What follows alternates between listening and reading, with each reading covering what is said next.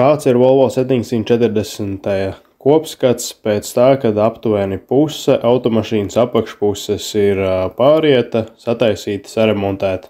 Šeit jūs redzat otrā pusē, kā viss vēl izskatās un ir vēl daudz darba, ko remontēt.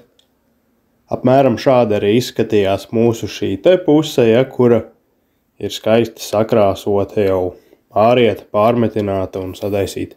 Tagad mēs ķersimies klāt visai šai te malai. Tā kā bagažnieka grīdas aizmugurējā daļa, kur savienojās ar sienu aizmugurējo. Sākam ar to, protams, ka mēs viņu griežam ārā, jo, vienīgais veids pa lielam, kā rūsu likvidēt, ir viņu vienkārši izgriezt ārā. Jo vairāk to vēzi izgriezīs, jo vēlāk viņš atgriezīsies atpakaļ. Arī izmantojam kaltiņus un šīs te lietas stūrīšiem, kur ļoti grūti tikt klāt ar parastu griezēju disku.